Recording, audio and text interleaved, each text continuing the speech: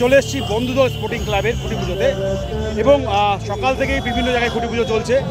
বন্ধুদল sporting ক্লাবে ঢুকলাম একেবারে প্রায় রাতের গোড়াতে এবং দেখতেই পাচ্ছ সেই খুঁটি পুজোতে কী হচ্ছে না হচ্ছে তোমাদেরকে দেখাচ্ছি।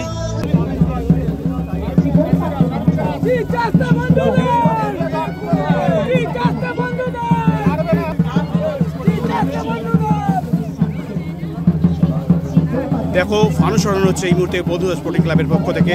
এবার তাদের 63তম বর্ষ, সেই 63তম বর্ষের খুঁটি পুজোতে কিন্তু এবারে তারা ফানুস সরাচ্ছেন। একটা অভিনব এটা দেখতে পাচ্ছি আমরা।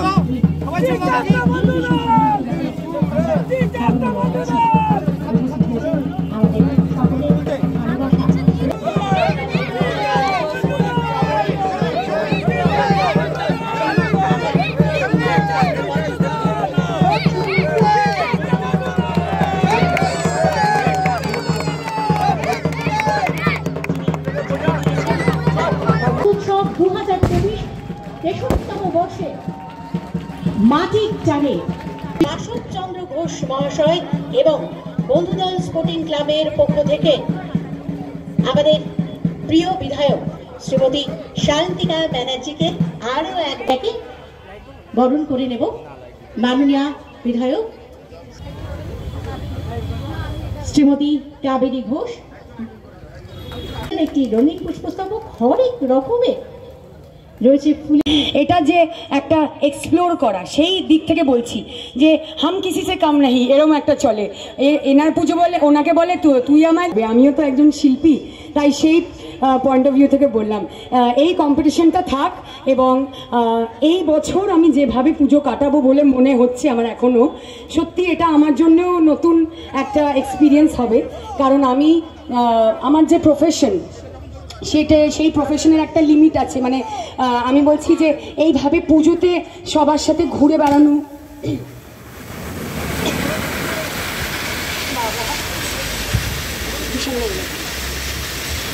এইভাবে মণ্ডপে মণ্ডপে ঘোরা, সকলের সাথে আমার মহিলা কাউন্সিলারদের সাথে ফুচকা খাওয়া, না পুরুষ দাদা কাউন্সিলারদের সাথেও খাবো, সেটা না, সিআইসিদের সাথেও খাবো। তো তাদের সকলের সাথে একটা হয় না, মানে পাড়ার মেয়ের মতো সময় কাটানো এরকম।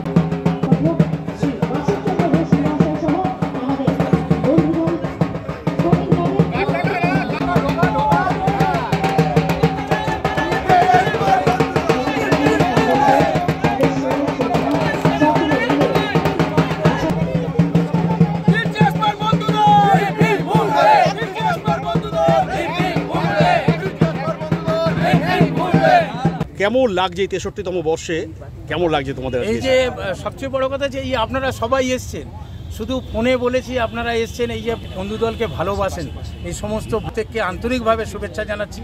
আমাদের 63তম বর্ষে বন্ধুদল স্পোর্টিং ক্লাব এবছরে আপনারা যে এসছেন এটা আমরা খুব খুশি। এবছর থিম শিল্পীকে আর প্রতিমা শিল্পীকে তো সব আমাদের ঘরেরই লোক। মানুষ যে ব্যাড এফেক্টগুলো যেগুলো পাচ্ছে সেটা আমরা গত বছরে করেছিলাম অঙ্গীকার হিসাবে। এবছর ঠিক সেরকমই ওর সঙ্গে রিলেটেড একটি সম্পর্ক, সেটাই হচ্ছে গিয়ে যত দিন যাচ্ছে মানুষ তত একটা মানে কি বলবো প্রতিকূলতার সম্মুখীন হচ্ছে। তার মধ্যে একটি ছোট একটা প্রতিকূলতা যেটা সবাইকে, যে মানে কোটি টাকার চাদরে শুয়ে যে খোয়াব দেখছে আর যে রাস্তায় শুয়ে আছে, প্রত্যেককে এই হার্ড রিয়েলিটিটা ফেস করতে হবে। এবং তার জন্য আমরা মায়ের কাছে আকুতি যেন আমাদের যেন সেই যে হার্ড রিয়েলিটিটা ফেস করতে হবে সেটা যেন আমাদের না করতে হয়, কারণ সেটা একটা সাংঘাতিক পর্যায়ে যাবে। সেখানে সেইটাকেই আমরা এই মঞ্চের মাধ্যমে তুলে ধরব। অর্থাৎ প্রকৃতির একটা ভারসাম্যের ব্যাপার রয়েছে। হ্যাঁ, দাদা একটা ছোট্ট কথা একটু বিতর্ক বলি, যে বহু জায়গায় আমরা যেখানে যাই সেখানে দেখি প্রচুর মানুষ বলেন গাছ লাগান, এসি নয়। কিন্তু যারা বলেন তাদের বাড়িতে 2-4টে করে এসি লাগানো রয়েছে, কিন্তু তারাই বলেন যে এসি লাগাবেন না গাছ লাগাবেন। তাদের প্রতি কী বার্তা থাকবে আপনার?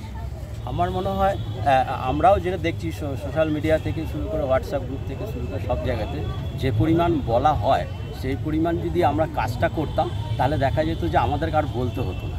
ঠিক আছে, তো আমরা চাইবো যে কাজ করুন, বলাটা কমিয়ে কাজটা করুন, থ্যাংক ইউ। তাহলে জিনিসটা আরও। এবার একটা কথা বলো যে তোমার প্রতিমা তো দেখার জন্য আমরা নিজেরাও খুব উদ্গ্রীব হয়ে থাকি, এখানে কি ধরনের প্রতিমা এবার হচ্ছে, তার সাবেকির না কিছুটা না থিমের কিছুটা, এটা কিছুটা যদি আমরা একটু দেখো, জানতে পারি। আমার প্যাটার্ন হলো সবসময় খুব এক্সপেরিমেন্টাল কিছু করি না, যেটা মানুষের মাথার ওপর দিয়ে যাবে, যেটার মধ্যে দিয়ে অঞ্জলি দেওয়া যাবে না, ভক্তি শ্রদ্ধা থাকবে না, এই ধরনের জিনিস আমি থেকে একটু বিরত থাকি। এখানে থিমের সঙ্গে মানানসই করে এমন একটি প্রতিমা হবে যেটা খুব সাবেকীয় নয়, আবার খুব থিমেটিকও নয়, যেটার মধ্যে পুজো করা যাবে, অঞ্জলি দেওয়া যাবে, সমস্ত কিছু ভক্তি ভাবনা সবটাই থাকবে, এবং তার মধ্যেও একটা শৈল্পিক ব্যাপার থাকবে। এটাই হলো আমার মানে চ্যালেঞ্জ বলতে পারো, বা আমার এখানে। তার মানে শিল্পী হয়ে তোমার মধ্যে একটা ভাঙন মানে একটা গড়ন আছে, যে কিছু প্রতিমা আছে যেগুলোকে দেখে সত্যি সত্যি কি তাহলে ভক্তি হয় না? একদমই তাই। কলকাতায় কিছু প্রতিমা ইদানিং বা এর আগেও কিছু হয়েছে, তৈরি হয়েছে, যেগুলো হয়তো খুব কাঁচা হাতের কাজ মনে হয় আমার, হ্যাঁ, যেটা আজ প্রায় 85 সাল থেকে যে পুজোটা আজকে এই 2024 পর্যন্ত একটা স্টেপ বাই স্টেপ এগিয়ে এলো, সেইখানে ওই ধরনের প্রতিমা আমি আশা করি না।